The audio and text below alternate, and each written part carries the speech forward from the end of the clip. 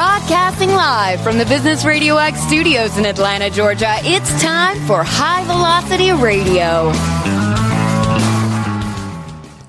Lee Cantor here, another episode of High Velocity Radio, and this is going to be a good one. Today on the show, we have Shveta Pillai, who is an executive and leadership coach and founder of Lead Style. Welcome. Thanks, Lee. Great to be here. Well, I'm excited to learn what you're up to. Can you share a little bit about Lead Style? How you serving folks? Sure. So Lead Style is an executive coaching organization. This was really founded on the work that helps leaders define what I call a personal leadership lifestyle that helps them to sustain their level of high performance. Now, what's your backstory? How'd you get involved in this line of work? Well, I'm a high performer. I've probably had 3 chapters to my career. I worked in business development and sales for a little over 7 years, and then went and joined property and casualty insurance, and then had a 7-year stint in consulting at Deloitte, working in the human capital practice. And there is when I really got that exposure to working with global leaders.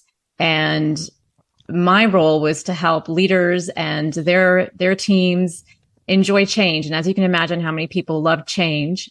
So it was a lot of working pretty deep with executives who were going to have to lead a different way.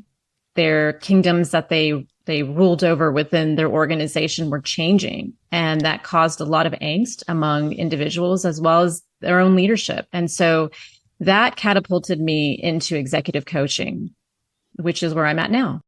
Now, are you working primarily with individuals who raise their hand and say, hey, I need some help, or are organizations or maybe boards or private equity firms or groups like that calling you in to kind of triage a situation? I work with organizations and individuals who reach out to me. Most of my work, however, is with organizations.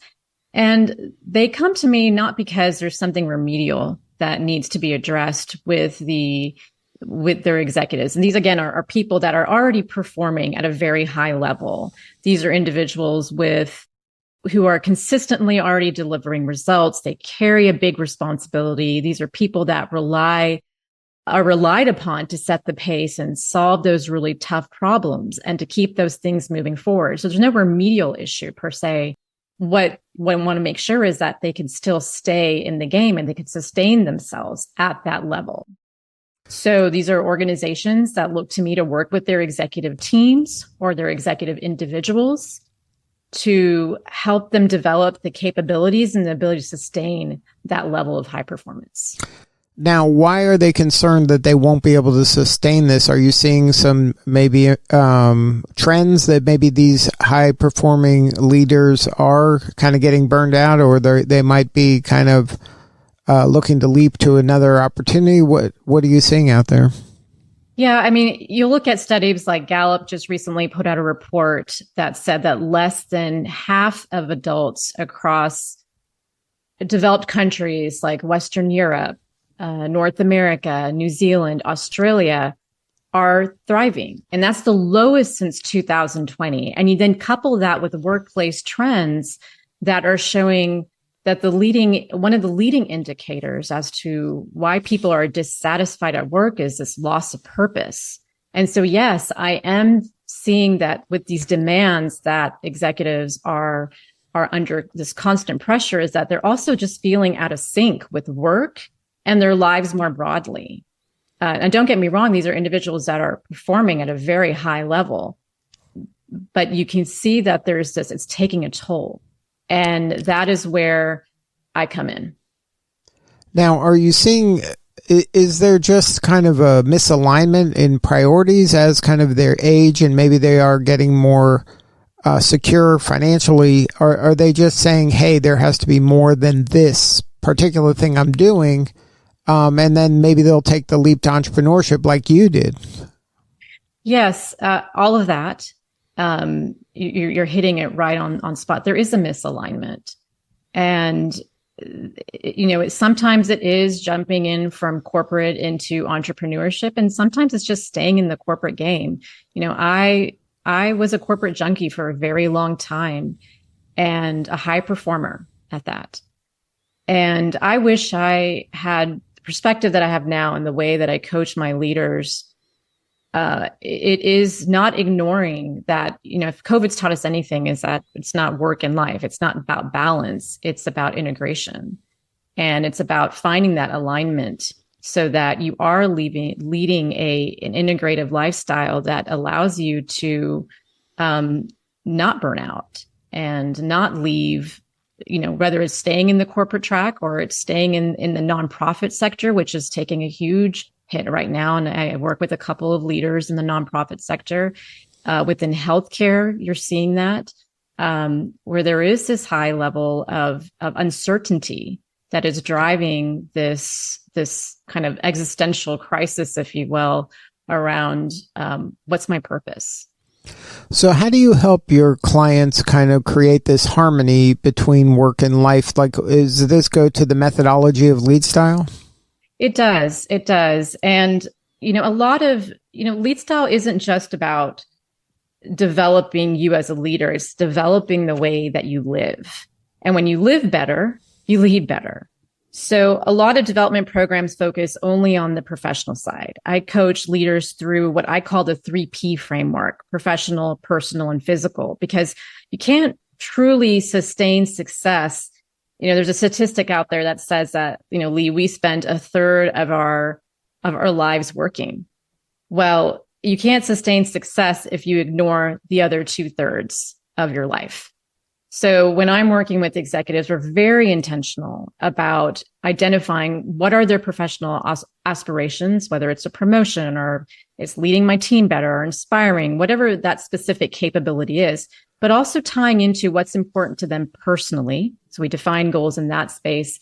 And then also in the physical, which has to do with their physical and mental well-being. I can give you an example. I just worked with a chief legal officer, just closed out this engagement, and he worked with a very large private entity that serves within the government sector. And when I met with him, he was just really, really overwhelmed. He was on the brink of quitting, and he was probably one of the best chief legal officers this organization had seen, which is why HR approached me to work with him.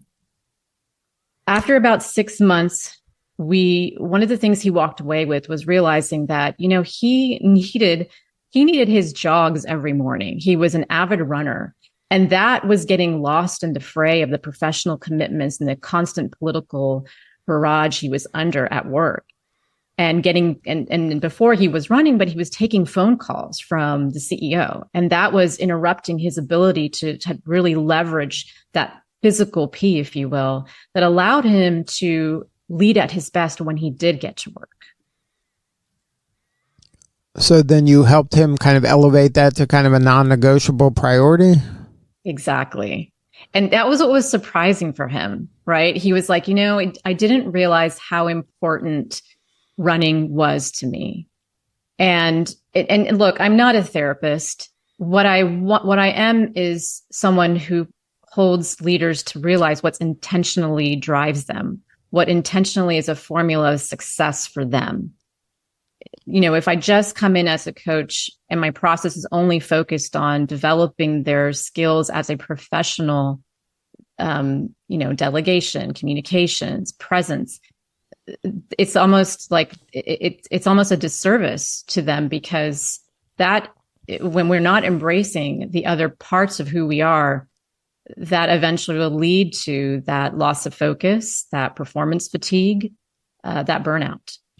Now, when you're sharing kind of that philosophy with your clients, is that like an aha moment? Is that something like they can't be all in their work? That they like you're giving them permission to kind of explore these other areas of their life in order to create this harmony? Lee, that's a beautiful way to put it. Yes, I am giving them permission to bring those factors into the workspace. It doesn't have to live outside of the workspace. This is interesting. I think, when my business partner and I started this organization, my late business partner, she and I were both corporate junkies. And, we had to be kind of, when we presented this program, we didn't want it to be all like soft and woo woo. And I'm here to kind of bring this existential process of living life. We want it to be very practical. And I think that's what, when we, talk about the 3 Ps, at first they're a little bit, oh, okay, this feels a little bit like therapy. But as we get into the process, people realize that there's patterns that they're seeing and how they're professionally showing up that is tied to what's personally important to them. They'll also notice patterns of the fact that that I'm not eating well, and that I'm eating at my desk, or I'm skipping lunch, or I'm not getting that break to pay attention to my health, plays a factor in how they are showing up professionally. And it's been interesting because I think COVID, of course, has helped the understanding of why it's important to not live in this 50-50, like life is on one side, work is on the other, that it really is that integrative style that helps people be successful. Now, how do you deliver the coaching? Is it primarily one-on-one? Both one-on-one and in teams. So when I'm working with intact teams, we will start with an experiential process that allows people to dig deep into those 3 areas. It's interesting because I think when people start to see within an intact team, you start to see what's important to people outside. You start to, bring that humanitarian aspect of the people that you spend a third of your lifetime with, that it starts to build those deeper bonds. And that connection that I think many people today in the world are craving. It starts to build that connection so that teams build deeper relationships, and can also better manage through the tough times that all teams experience at work. Now, how do you kind of make it a safe space when you're dealing with a team and not protect the people that maybe aren't as comfortable sharing with the other people in the group in order to get each of them to where they need to be, and especially in a political dynamic a lot of these organizations have? Absolutely. Yeah. I invoke the Vegas clause. What stays in this room, what happens in this room stays in this room. But also, again, I think any good coach will say that you kind of know how far you can push each person that you work with. I'm very candid with them about, sharing what professionally they are aspiring to achieve. But the personal and physical goals that they may have, can be very vague about, and choose not to share that. Over time, you will see that when you're working with teams over a course of 6 to 9 months, that they are more open to bringing that side, that vulnerability to the team. And that's really important, because when you don't have that vulnerability, then you start to see things become very siloed, distrust. And so making it comfortable is my job, right? And it's also allowing, you always find kind of 1 or 2 people that are willing to share. And I start with them. And when they start sharing, other people feel comfortable sharing as well. I have not come across the breach of trust within an intact group, but I am aware that can happen. And when that does happen, I know that is going to be a role that I come in and quickly mitigate. Now, in your career, you've dealt with so many leaders over the course of your career. Has there been an opportunity to kind of build community around all these leaders? It's a great question. And I'm actually starting a leadership lifestyle podcast. That's going to be focused on building that community so that people start to really don't look at leadership as just one kind of authoritarian or autocratic, or that there is no set definitions. And so, yes, I am now looking I already have a podcast that I'd started 5 years ago. And so I'm using my learnings from that now to build community around those leaders that have embraced the bespoke style of having your own personal leadership lifestyle. And then, so this will be an opportunity for the leaders to come on and share what they learn, but is there also an opportunity for the other leaders to interact with each other? That's the hope. That is the hope. I have some clients that I've been working with for many years now, and you start to see kind of this leadership lifestyle take form, and people actually talking about, well, my personal P is really big right now, and I'm really focused on that. My kids have left college, and others will be like, well, my one are still young, so my personal P is taken over right now. And it's interesting because they'll start talking in those terms. So you do start to see with some of my longstanding clients that culture, that the lead style of way of leading, taking form across organizations that I've been with for some time. Now, can you talk about your work spotlighting AAPI women executives?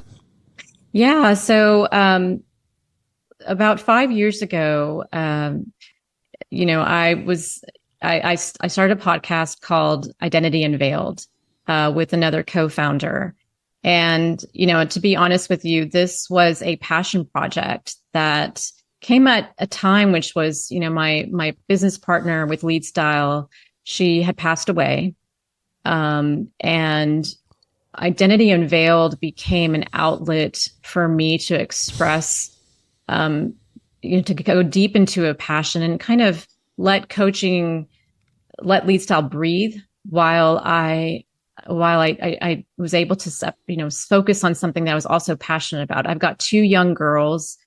And growing up in Texas, I will say that there weren't women that looked like me in the executive ranks, or I didn't really know them. I didn't know what their story was. There were some. There was Connie Chung. There was, I don't even know, another Indian woman. I'm South Asian that was at the top. And so I started this because I wanted to bring more representation and visibility to AAPI women that had made it to the executive ranks. There we share stories about, everything from the personal side of what it took to get to where they are. When leaders feel seen and heard for their full identity, I think that they can step into leadership more authentically. And I feel it's true for all of us. AAPI women today make up less than 1% of promotions from senior VP to C-suite. And they're the racial group that's least likely to get promoted. And that's really important for me to address and create a platform that brings visibility to these issues, to these women that have made it to the top. So that, inspires my girls when they're ready to get into the workforce. Yeah, it's always when you see somebody who's done this before you, it kind of clears the path that, okay, it's possible. This is not just something I'm imagining that could happen. This is something that can happen. I just have to kind of learn more and maybe follow their path a little. Absolutely.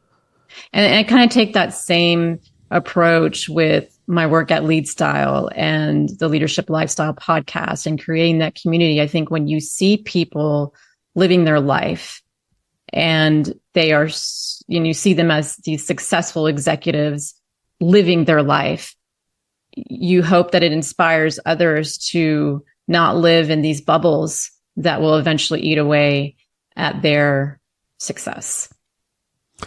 Now, any advice you would give a leader right now that's hearing this? Is there some takeaway or piece of advice you would share that's something they could be doing right now that would maybe create some of that harmony that you talked about amongst the 3 Ps? My advice is that success without sustainability isn't real success. You can achieve every milestone and still feel empty if you're misaligned. So my advice is to really think long and hard about what is it that's important to you personally? And what are you doing to support your physical health? I think you can, if you don't have your health, I think what I've seen and have experienced with losing my business partner, if you don't have your health, you don't have anything.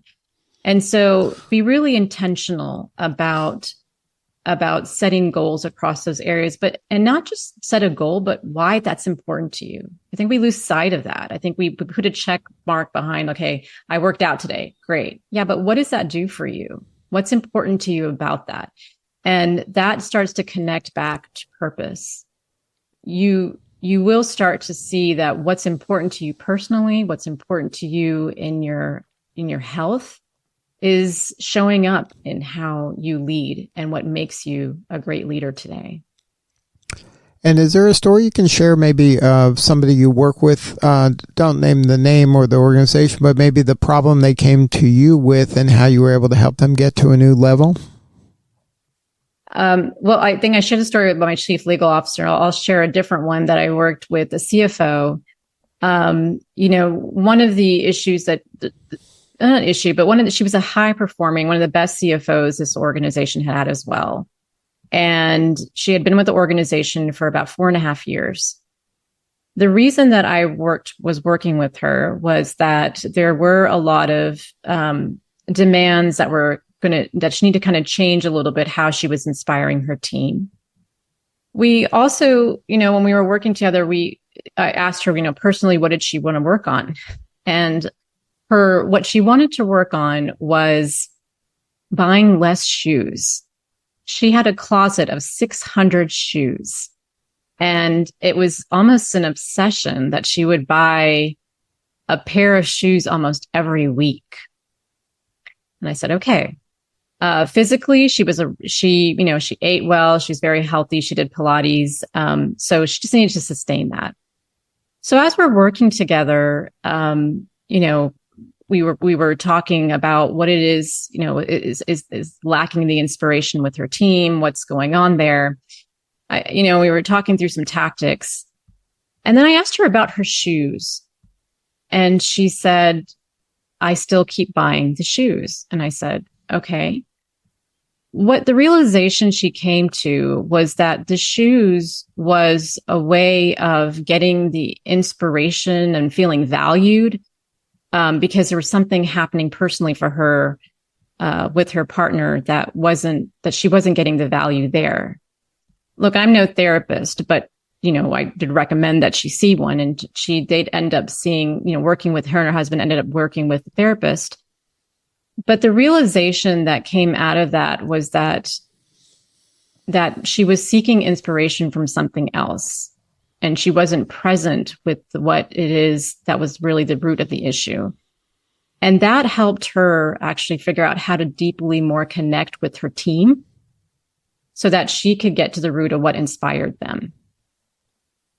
And that was a lasting form of transformation, which she has taken with her and continues to lead with. So getting to the why, it really is the crux of a lot of things. It is. It really is. So if somebody wants to learn more, have a more substantive conversation with you or somebody on your team, what is the best way to connect? You can connect with me on LinkedIn. You can also go to my website at www.leadstyleglobal.com. And reach out to me there, and send me an email, and we can get started. All right. Well, thank you so much for sharing your story today. You're doing such important work, and we appreciate you. Thank you, Lee. Appreciate you taking the time to speak with me today. All right. This is Lee Cantor. We'll see you all next time on High Velocity Radio.